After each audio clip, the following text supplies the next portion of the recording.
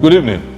My name is Omoyele Sowore, a former presidential candidate of the African Action Congress and a staunch believer in the revolutionary struggles to build not only a new Nigeria, but a united, prosperous Africa and a better world. You see, severally Nigeria has had a chance to become the best country in the world. We have natural and human resources to accomplish this. However, that's our big tragedy. The biggest of it all is that the enemies of our people are in charge of our existence. These people, as you all know them, are working with all the sections of the world who colonized us before, from the global north, the east, the Middle East, and the West. And as I speak with you today, the Nigerian people in their millions are in serious pains and once again facing untold hardship and renewed hostility for their hostage takers. Humanity has only one excess. Humanity is what it is called. Whatever inflict pains and hardship on the people is a pointer to the consequential oppressions of the people. Humans, as we know them, are the most advanced beings on earth, and they are here for existence, nothing else. Whether we are humans, however, depends on how we eat, how we're sheltered, how we receive and impart knowledge, good health care so that we can all live well and possibly long. A new set of recently selected rulers in Nigeria, led by Bola Tinubu, promise and have drastically reduced the purchasing power of Nigerians through their latest anti-people policies targeted at the very people they claimed voted them into office. I've never heard anything like this before. Policies such as the total deregulation of the Nigerian oil sector, which is popularly and incorrectly referred to as subsidy removal, have brought untold hardship on our people. As a result, the cost of gasoline, what you call petrol, which was actually before now too expensive, was severely manipulated so that the petrol is now so expensive so that an average Nigerian have to pay over 600 naira for a liter of fuel. While this astronomical price increase was ruthlessly enforced, the minimum wage of Nigerian workers remained at the lowest, one of the worst in the world. So, do not be deceived when they say we have saved some unreal and bogus 1 trillion naira. Question is, where is the 1 trillion naira? And why is it that after saving 1 trillion naira, your life have not changed?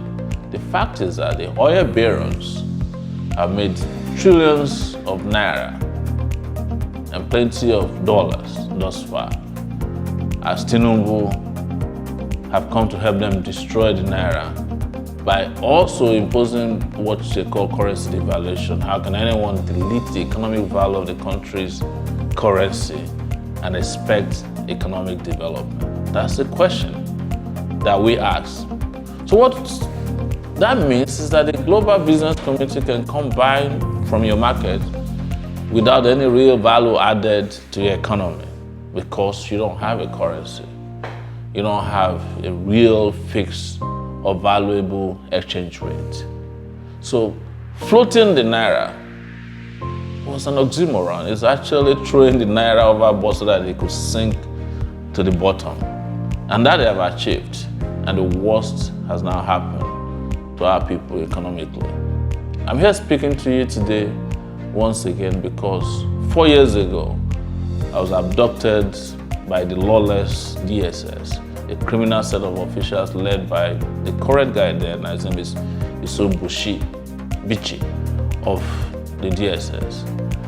As of today, 4 years ago, I was spending my second day in solitary confinement and detention by the roguish state security services who had abducted me from Lagos and flown me to Abuja.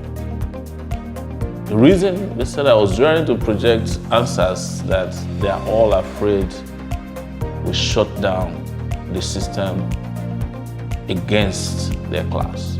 I was asking for a revolution, and they never denied it. So the story of my abduction, unlawful detention, torture, inhuman and degrading treatment has been partially told, but more will be firmed up soon.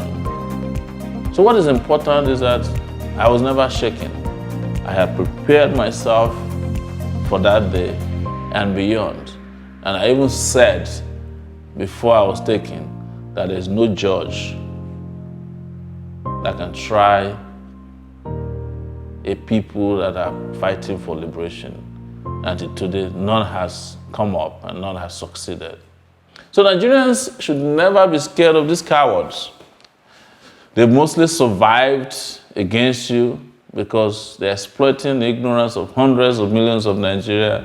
They have used fear, poverty, religion, division, and violence to entrench themselves in power.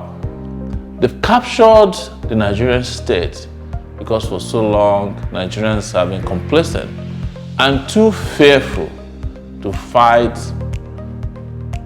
for their fundamental freedoms and total liberation, not only from local oppression, but from neo-colonial oppression. I knew then and now that those who were roaring because they had instrument of power in their pouch were rogues whose only goals were the organized robbery of the commonwealth of our people. The very confidence I had was that I've had a long history of resistance from my childhood, starting from my disdain that I had for the police when they raided my village in Ondo State in 1980. And I'd followed through when forces of oppression imposed the structural adjustment programs on our people in the 80s when I was a university student. I'd also worked assiduously with so many of our compatriots to drive the military out of power when they were the instruments used to subjugate and oppress our people. So as a people, we remain strong, resolute, and unbroken. And as you all know, even when I was in the university as a freshman, I knew better than several of the economics today who said the structural adjustment program was going to build Nigeria out of poverty and entrench prosperity. It never happened, but they have not changed their ways because they lack vision. They don't understand us and they don't understand our economy because they do not represent us as well. You see, I'm not new to poverty. I grew up poor in the Niger Delta region, even though the wealth of my nation comes from there. And it's a well-known fact. But by growing up there and my experiences confronting oppression has sharpened my personal disdain for impunity, because I feel sad that Nigeria ought to be the most admired nation in the world. It ought to be a country that has progressed beyond this several decades ago. But you know, the rogues controlling our country build booby traps that has now pushed over 150 million citizens of our country on the verge of extinction through what is globally known as multi-dimensional poverty. In this country, we have 200 million people, and nobody can tell you that any one of them is doing well, except a few. So the ineptitude of the economic leaders who are practically incompetent cannot be solved by rewarding them with our complacency or our ignoble humility that could only bring disgrace and more debt. This nation must fight its way out and win.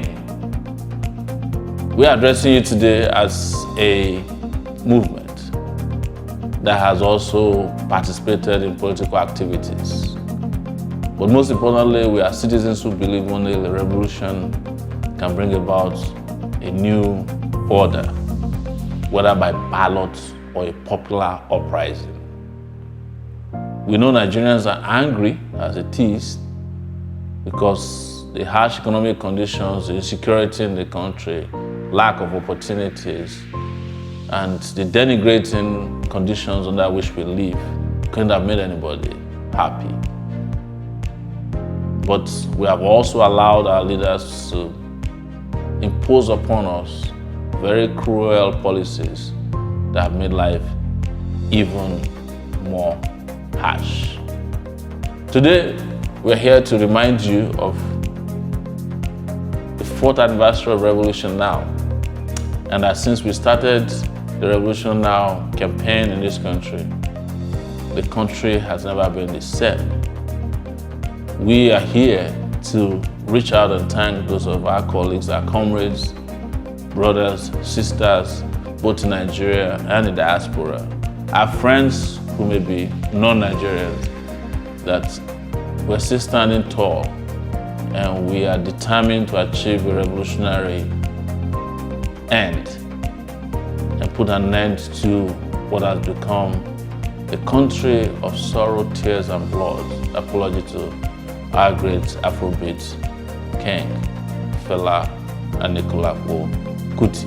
Don't let me forget to thank a lot of our comrades. Many of them in the last 4 years have come along with me on this journey. Some have been jailed, some have been persecuted, tortured, some have nearly been killed. We have relatives, family members who have had to pay the ultimate price.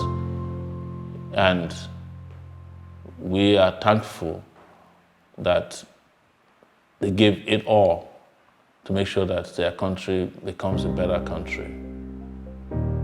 We are assuring you that the revolution flame will never die until Nigeria is totally liberated. And those who have made it their duty to impose suffering on our people, to oppress them, to kill them, to keep them in perpetual state of poverty, ashamed and disgraced, and permanently deleted from our national space. Thank you very much. Revolution now.